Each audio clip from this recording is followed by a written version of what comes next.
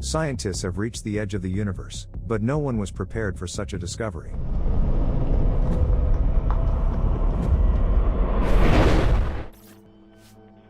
The story begins in a spaceship laboratory. An alarm sounds and the fire suppression systems go off. We hear two men arguing. One of them claims that his partner has lost his mind. A fight breaks out and one of them grabs a pair of pliers and intimidates his colleague. We get a view of the strange ship outside. It's round and emits a bright light. Meanwhile, on another ship, the clock reads 6 o'clock.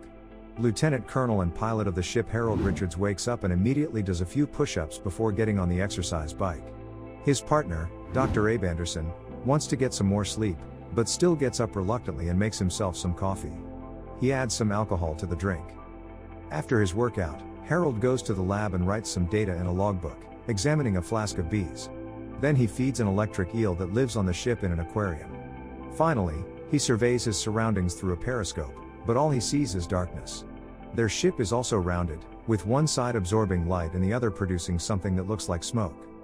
While Harold, who is in charge, does his work, his partner Abe does nothing. He drinks alcohol from sachets, tries on a pair of sunglasses, and watches TV.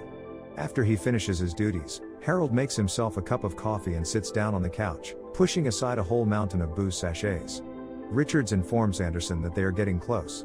Abe, on the other hand, thinks they are even further away from their destination and their entire mission is pointless. Harold silently stands up and leaves the room. On the following morning, Harold does his push-ups again and heads to the lab. Here he re-enters the data on the bees while Abe continues to sleep. Harold then tosses a fish into the aquarium with the electric eel and accidentally drops his pen into the water. The man tries to reach for it and the military tags on his neck end up in the water too. Suddenly the eel touches the metal tokens and Harold is electrocuted. The man falls, and the ship loses power for a few seconds. Abe wakes up and goes to find Harold. Coming out of the room, the man immediately sees his partner's body. In a fit of hysteria, Abe throws a sack over Harold and pulls him across the ship. The man opens the airlock, places his colleague's body there, but is hesitant to pull the lever and throw him into space. He heads to the control room and tries to figure out how it all works. He sends a query to the computer to figure out how far they are from Earth and the edge of the universe. However, the computer is unable to calculate this. The ship continues to fly into the darkness and the unknown. Anderson leaves the cockpit. He wakes up near the airlock compartment, where he apparently fell asleep missing his friend. As he rises from the floor, he accidentally hits the lever and the ship throws the sack outboard. Abe runs to the periscope in a panic, and validates his fears. His partner's body floats away into outer space. Now the confused Abe has no choice but to continue on his own. The man falls asleep again, while some rough weather rages around the ship.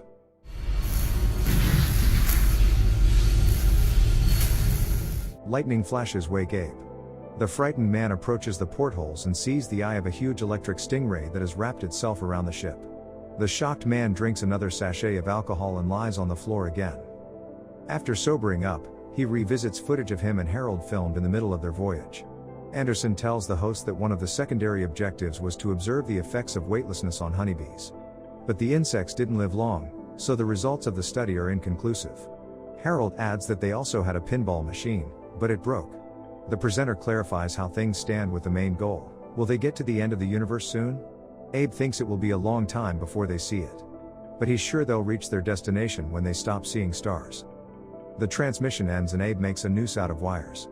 Putting it around his neck, he pulls out a picture of his wife and mentally says goodbye to her. Suddenly, something jolts the ship. The man loses his balance and convulses. Abe climbs up into the window pod. He is dazzled by a bright white light. The man puts on his glasses and excitedly tries to distinguish what is outside the ship. We are transported 13 years back in time to a conference where Dr. Weatherford is speaking. She talks about the upcoming space mission, demonstrating theoretical calculations. She then calls Abe from the audience and introduces him to the other scientists as an outstanding marine biologist. The doctor is happy that, thanks to Anderson, they will soon be exploring all their theoretical hypotheses in practice. One of the scientists in the audience thinks that such a mission is a huge unnecessary risk, and they should study their theories in more detail. Weatherford, however, calls the risk fully justified. He then summons Harold, who has already been selected to pilot the module, from the hall. The doctor is confident that they will surely achieve their goal. Harold shakes Abe's hand, and journalists and photographers capture this momentous event. What follows is the process of preparing Abe for his space voyage. Along the way, the scientist is examined, asked questions, and read his rights. Dr. Weatherford is extremely fascinated by the multiverse.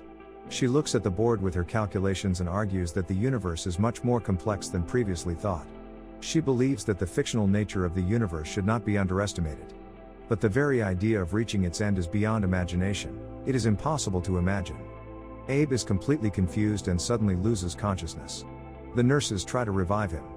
They ask him to sign some papers, and the doctor says to consider the scientist's low stress tolerance.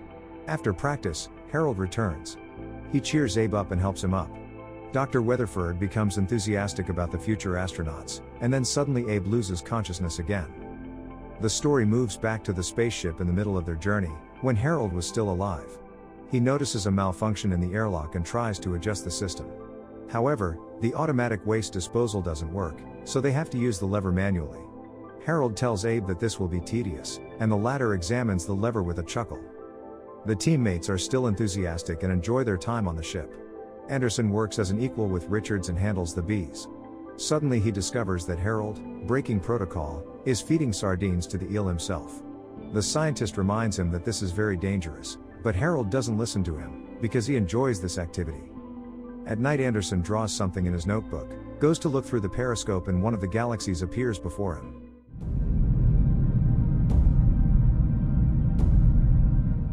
Later, while Harold is not looking, Abe pulls out a suitcase of supplies. Jars of sardines fall out of it and the man hurries to put them back in.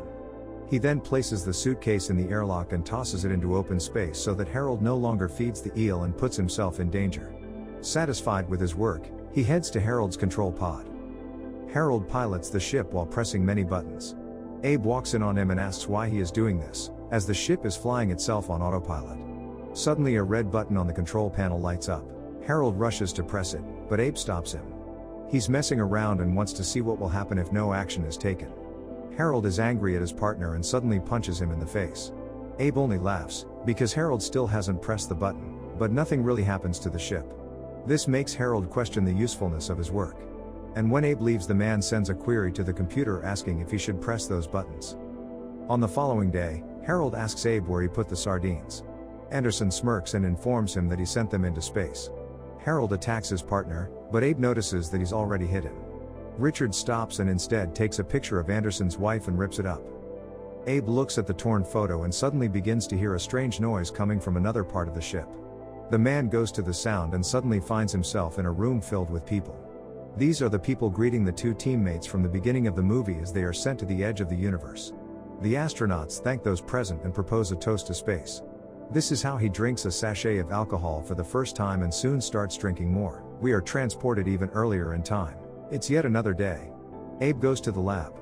Here he examines several lifeless bees. After looking at one of them through a microscope, he finds that it has perished from an unknown cause. He goes back to the windowed room, where he is treated to a view of the star-filled cosmos. Another morning arrives. The same daily routine that has been going on for years repeats itself. Abe lies down on the couch and falls asleep. Harold notices that the automatic eel feeder is broken. He searches for his partner throughout the ship, goes up to the windowed chamber and sees that the stars are still visible. Shortly after, he discovers his colleague asleep. Abe says with regret that he hasn't done anything for the day, but Harold argues that everyone needs a rest sometimes. The next day Abe decides to fix the arcade machine. He deals with a lot of wires and sensors, but suddenly a short circuit occurs and he is unable to repair it. At the same time, Harold pulls out a can of sardines and feeds the eel himself. In the evening, Richards asks Anderson if he was able to fix the machine. Abe replies that he is not, but that he has made himself a necklace and bracelets out of wires. Harold tells his partner not to do anything stupid. Abe opens his locker to admire his jewelry and a picture of his wife falls out. The man rejoices, for he thought he had lost it. The story is transported back again. It's a new day on the spaceship. Harold cheerfully asks Abe what his plans are for the day. Anderson replies that he has to work on the bees today, because the hive is already prepped for harvesting. Harold is happy about this news and says that he loves space honey. Anderson goes to the lab, where the bees are still alive. He records the data in the observation log and adjusts the flow of gas to the hive. After finishing up, Abe goes to the chamber with the windows. The view from the ship is very different now. Everything outside is awash in orange light. Apparently, this is the very beginning of the journey and the astronauts can still see the sun. Mesmerized, Abe pulls out the photo of his wife and holds it up to the glass as he continues to admire it. Harold and Abe meet and happily share their observations. The ship is still flying and the bees are still buzzing. Abe reports that as early as the next day it will be possible to collect space honey. The teammates enter the control cabin. This is Abe's first time here. He looks around and asks Harold if he knows how it all works. Richards gives a confident answer and compares steering the ship to driving a jet ski, only in space. Suddenly something occurs to the ship. In the evening, Harold plays on the still working machine. He aims to set a new record in the game, but Abe distracts him and the game ends. Meanwhile, the spaceship is approaching a huge orange object. A new day begins. Abe prepares to gather space honey, and Harold goes to the pantry for bread. Mysterious flashes occur repeatedly around the ship. Abe goes up to the portholes again and sees Harold, who normally doesn't like to be in the room. Harold doesn't understand what Abe likes so much about this place. Anderson replies that he likes to look at the stars and planets, because it's beautiful. Richard says with sadness that his wife is more beautiful. Abe becomes curious as to why he decided to embark on the mission and leave her. At first Harold answers that his country asked him to, but afterwards adds that the main reason is the large tax breaks for the family. He could not refuse such an offer.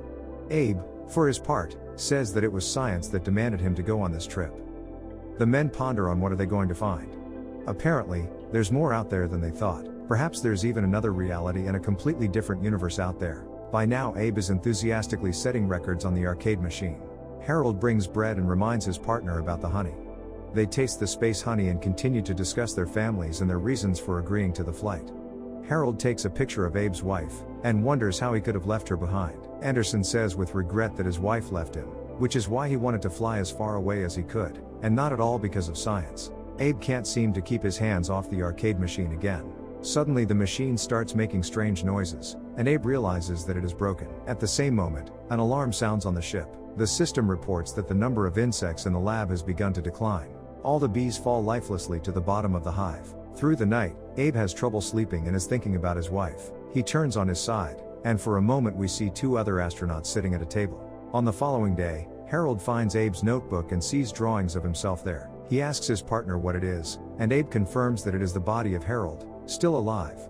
Anderson cheerfully reports that this is a good sign, but Richards doesn't understand what yet means. Abe promises to explain later, but Harold suddenly lashes out at his partner, thinking he wants to hurt him. Richards threatens Anderson with a pair of pliers and demands that he explain why he keeps drawing his body. Abe says that he drew Harold after the accident. He remembers different things and draws them. Harold thinks Abe is going crazy, but Anderson tells him it all started with the bees. He made hundreds of sketches and then started drawing their bodies, and the bees did indeed pass away. Harold sees an image of himself where the eel is electrocuting him, and we observe several versions of this event in different universes. Abe is watching this with us. Abe himself doesn't know how to explain it. He is sketching and trying to remember what this event is and when it will happen. Also, Abe thinks that all of this is not just happening to them. Indeed, we see two other partners discussing the same problems, right in Abe and Harold's room. Richards can't get over the idea that the eel will be the reason for his end. He still doesn't understand how Abe knows about it. Anderson doesn't know what's happening to him himself. He shows his partner other drawings, among them white fissures in the darkness. Harold, meanwhile, trying to figure out exactly how the eel can harm him fatally, dips his hand into the aquarium and receives an electric shock. Abe retrieves a sack, but suddenly looks at his drawing with the fissure again. Suddenly he runs to the porthole to see what is outside, but sees only darkness. The man rushes to a bundle of wires and tries to tear them apart, but realizes that Harold has taken the pliers. He returns to his partner, turns the body over, and sees the pliers sticking out of his chest. Abe takes the tool, goes back to the wires and cuts one of them. Hearing a strange sound, he pulls the entire bundle toward him. The wires begin to spark and the ship shakes. Abe runs to the porthole and watches as the ship veers off course and crashes into the darkness like a wall. The darkness begins to crack and soon shatters into splinters. Darkness is replaced by blindingly white light. Suddenly we see Abe at home. He picks up the remote and turns off the TV, saying he's already seen this before. He goes out into the yard and meets his wife. Suddenly, a telephone rings in the house. Abe returns to answer it. Dr. Weatherford informs Anderson that the position he applied for has already been filled. A confused Abe picks up a newspaper with a photo of two other astronauts printed on it. The story returns to the spaceship where the other astronauts are traveling. They are in big trouble. One of the men is trying to fix a glitch in the system and cuts the wrong wire. The ship collapses and is swallowed by darkness. What do you think happened on the ship? Could everything that happened be just a figment of Abe's imagination? Or did the protagonist discover the multiverse? Share your guesses in the comments, give us a like and subscribe to the channel. See you in the next videos.